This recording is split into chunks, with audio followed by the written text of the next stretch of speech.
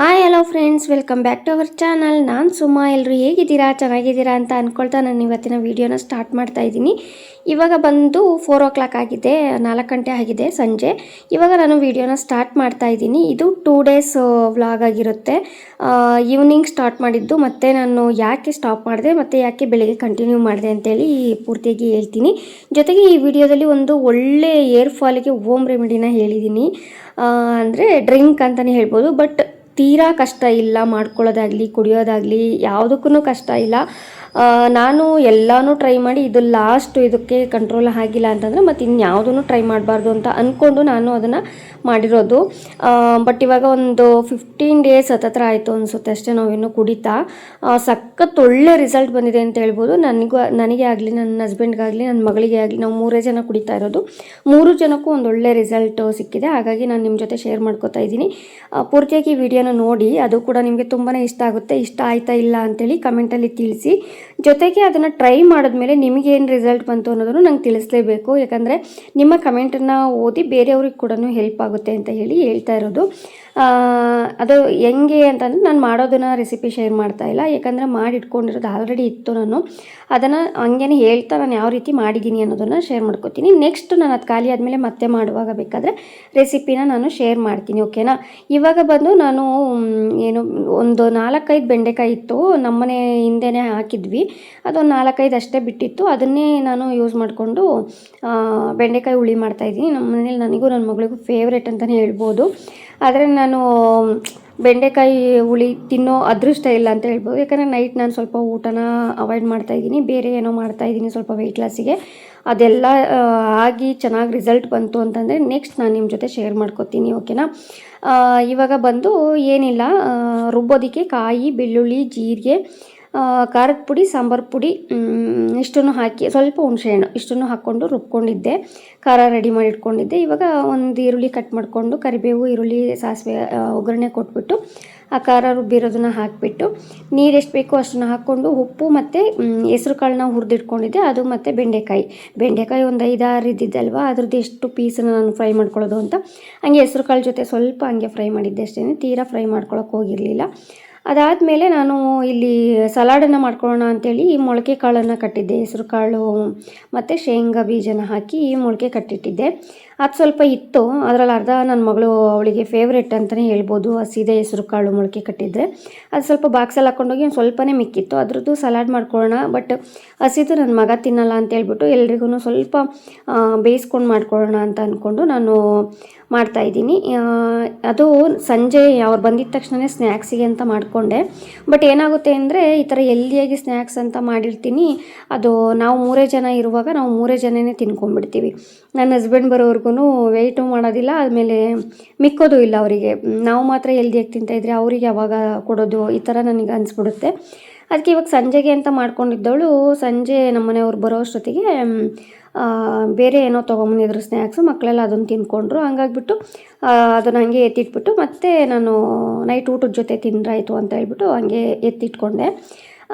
ಇವಾಗ ಅಲ್ಲಿ ನೀರನ್ನು ಏನದು ಒಂಥರ ಮುಸುರೆ ಥರ ಹಾಕಿದ್ರಿ ಅಂತ ಅಂದ್ಕೊಳಕ್ಕೆ ಹೋಗಬೇಡಿ. ಅದು ಹೇಳಿದ್ನಲ್ಲ ಸಲಾಡಿಗೆ ಅಂತ ಹೆಸ್ರು ಕಾಳು ಬೇಯಿಸ್ಕೊಂಡಿದ್ದೆ ಅಂತ, ನನಗೆ ಆ ಕಾಳು ಬೇಯಿಸಿರೋ ನೀರನ್ನು ಚೆಲ್ಲೋದಕ್ಕೆ ಮನಸ್ಸಾಗಲಿಲ್ಲ. ಅದೇ ನೀರನ್ನು ಹಾಕಿಬಿಟ್ಟು ನಾನು ಹುರಿದಿರೋ ಹೆಸ್ರು ಕಾಳನ್ನ ಸ್ವಲ್ಪ ಹೊತ್ತು ನೆನೆಸಿಟ್ಟಿದ್ದೆ.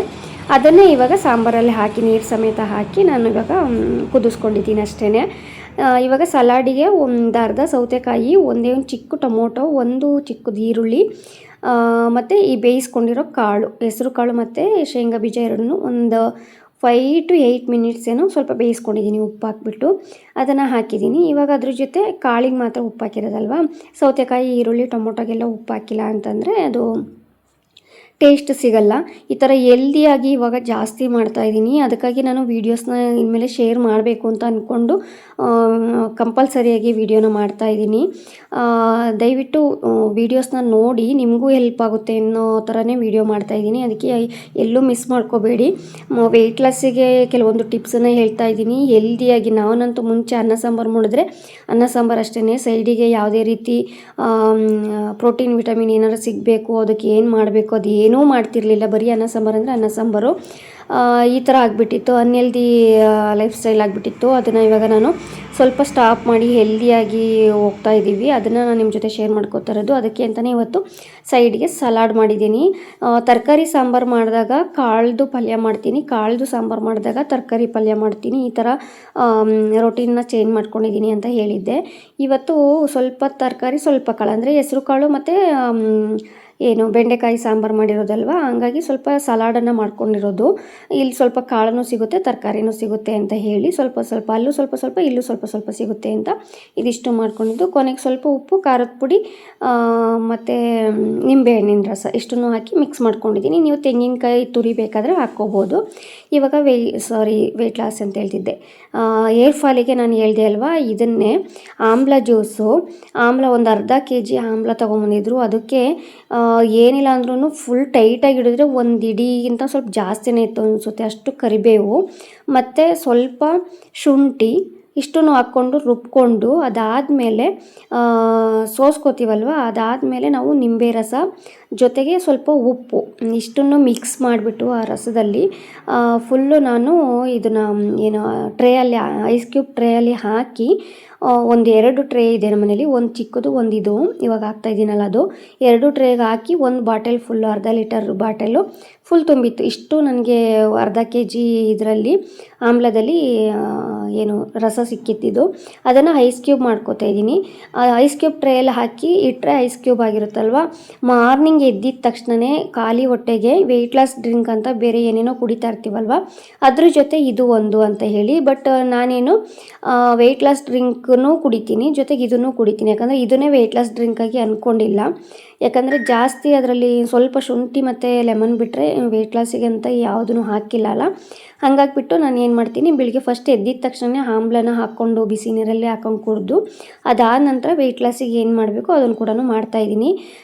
ನಂದು ಹೊಟ್ಟೆ ನೋಡ್ತಾ ಇರ್ಬೋದು, ಲಾಸ್ಟ್ ವಿಡಿಯೋಗೂ ಇವಾಗಿಗೂ ಸ್ವಲ್ಪ ಚೇಂಜಸ್ ಆಗಿದೆ ಅಂತ ನನಗೆ ಅನಿಸ್ತಾಯಿದೆ. ಸಖತ್ ಖುಷಿ ಆಗ್ತಾಯಿದೆ. ನಿಮಗೇನಾದರೂ ಆ ಥರ ಚೇಂಜಸ್ ಕಾಣಿಸ್ತಾ ಇದೆಯಾ ಏನು ಅಂತೇಳಿ ಕಮೆಂಟ್ ಮಾಡಿ ತಿಳಿಸಿ. ಇವಾಗ ಇದು ನೆಕ್ಸ್ಟ್ ಡೇ ವ್ಲಾಗು. ಮಕ್ಕಳು ಸ್ಕೂಲಿಂದ ಬಂದಿದ್ದ ತಕ್ಷಣ ನನಗೆ ಸ್ಟಿಚಿಂಗ್ದು 1-2 ಬ್ಲೌಸ್ ಅರ್ಜೆಂಟ್ ಇತ್ತು, ಅದನ್ನು ಸ್ಟಿಚ್ ಮಾಡಬೇಕಿತ್ತು. ಹಂಗಾಗಿ ನಾನು ಮತ್ತೆ ವೀಡಿಯೋನ ಕಂಟಿನ್ಯೂ ಮಾಡಲಿಲ್ಲ. ಯಾಕಂದರೆ ನಾನು ನೈಟ್ ಊಟಕ್ಕೆ ಅಂತ ಹೇಳಿ ಬೇರೆ ಏನೋ ಮಾಡ್ತಾಯಿದ್ದೀನಿ ಇನ್ನಲ್ವ, ಅದನ್ನು ಮಾಡಿಕೊಂಡು ಜೊತೆಗೆ ನಾನು ಇದನ್ನು ಏನು ಸಲಾಡನ್ನು ತಿಂದ್ಕೊಂಡು ಮಲಗಿದೆ. ಮಕ್ಕಳೆಲ್ಲ ಊಟ ಮಾಡ್ಕೊಂಡು ಮಲಗೋದ್ರು. ಅದಾದಮೇಲೆ ನಾನು ಅದೇ ಬ್ಲೌಸ್ ಎಲ್ಲನೂ ಸ್ಟಿಚ್ ಮಾಡ್ಕೊಂಡು ಅಷ್ಟೊತ್ತಿಗೆ ಟೈಮ್ ಜಾಸ್ತಿ ಆಗಿಬಿಟ್ಟಿತ್ತು. ಪಾತ್ರೆ ಎಲ್ಲ ತೊಳೆದಿಟ್ಟು ಮಲಗೋ ಅಷ್ಟೊತ್ತಿಗೆ ಆಯಿತು.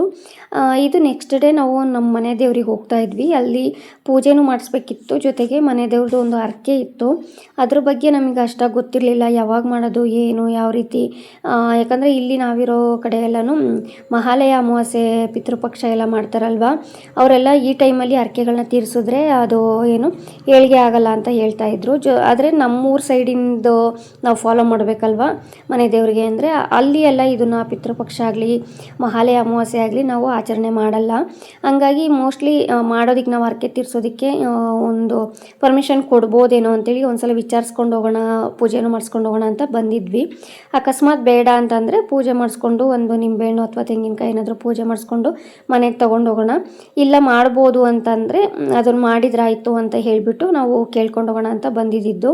ಆಮೇಲೆ ನಾನು ಲಾಸ್ಟ್ ಒಂದು ವೀಡಿಯೋದಲ್ಲಿ ಹಾಕಿದ್ದೆ, ಶಾರ್ಟ್ಸ್ ವೀಡಿಯೋದಲ್ಲಿ, ನಮ್ಮ ಮನೆ ದೇವರು ನಾವು ಒಂದ್ಸಲಿಯಿಂದ ಇನ್ನೊಂದ್ಸಲಿಗೆ ಬರೋಷ್ಟೊತ್ತಿಗೆ ತುಂಬಾ ಬೆಳ್ಕೊಂಡ್ಬಿಟ್ಟಿರುತ್ತೆ ಅಂತ. ನಾನು ಪ್ರತಿ ಸಲ ಹೋದಾಗೆಲ್ಲ ಕೇಳ್ತಾ ಇರ್ತೀನಿ ದೇವ್ರ ಹತ್ರ, ನೀನೊಬ್ಬನೇ ಬೆಳಿಬೇಡಪ್ಪ ದೇವ್ರೆ, ನಮಗೂ ಬೆಳೆಯೋವಂಥ ಅವಕಾಶ ಮಾಡಿಕೊಡು ಅಂತ ಕೇಳಿಕೊಂಡು, ಈ ಸಲನೂ ಅದೇ ಥರನೇ ನಾವು ಕೂಡ ಬೆಳೆಯೋ ಥರ ಒಂದು ಅವಕಾಶ ಮಾಡಿಕೊಡು, ಜೊತೆಗೆ ನಿನ್ನ ಆಶೀರ್ವಾದ ಅದ್ರ ಮೇಲೆ ಇರಲೇಬೇಕು. ನಾವು ಹೊಸದು ಒಳ್ಳೆ ಕೆಲಸ ಅಂತ ಏನು ಮಾಡ್ತಾಯಿದ್ದೀವಿ, ಅದಕ್ಕೆ ನಿನ್ನ ಆಶೀರ್ವಾದ ನಂಗೆ ಬೇಕೇ ಬೇಕು ಅಂತ ಕೇಳಿಕೊಂಡು ಹಣ್ಣು ಕಾಯಿ ಎಲ್ಲ ಮಾಡಿಸ್ಕೊಂಡು ಪೂಜೆ ಎಲ್ಲ ನೀಟಾಗಿ ಆಯಿತು. ಬೆಳಿಗ್ಗೆನೇ ಹೋಗಿದ್ದರಿಂದ ಫುಲ್ ನೆಮ್ಮದಿಯಾಗಿ ಪೂಜೆ ಮಾಡಿಕೊಂಡು ನಾನು ನನ್ನ ಹಸ್ಬೆಂಡು ಮನೆಗೆ ವಾಪಸ್ ಬಂದ್ವಿ. ಇದಾಗಿತ್ತು ಇವತ್ತಿನ ವಿಡಿಯೋ. ಇಷ್ಟ ಆಗಿದ್ರೆ ಲೈಕ್ ಶೇರ್ ಕಮೆಂಟನ್ನು ಮಾಡಿ. ನನ್ನ ಚಾನಲ್ನ ಯಾರೇನೂ ಸಬ್ಸ್ಕ್ರೈಬ್ ಮಾಡಿಲ್ಲ ದಯವಿಟ್ಟು ಸಬ್ಸ್ಕ್ರೈಬ್ ಮಾಡಿಕೊಂಡು ಸಪೋರ್ಟ್ ಮಾಡಿ. ಸಿಗ್ತೀನಿ ನೆಕ್ಸ್ಟ್ ವಿಡಿಯೋದಲ್ಲಿ. ಇದೆಲ್ಲ ಟಿಪ್ಸ್ಗಳು ಇನ್ನು ವೆಯ್ಟ್ ಲಾಸಿಗಾಗಲಿ ಹೇರ್ ಫಾಲ್ ಕಂಟ್ರೋಲು ಎಲ್ಲದಕ್ಕೂ ಟಿಪ್ಸ್ಗಳು ಸಿಗ್ತಾ ಇರುತ್ತೆ ಅಂದಮೇಲೆ ಅದಕ್ಕಾಗಿ ಸಬ್ಸ್ಕ್ರೈಬ್ ಮಾಡ್ಕೊಳ್ಳಿ. ಸಿಗ್ತೀನಿ ನೆಕ್ಸ್ಟ್ ವಿಡಿಯೋದಲ್ಲಿ. ಟೇಕ್ ಕೇರ್, ಬಾಯ್ ಬಾಯ್.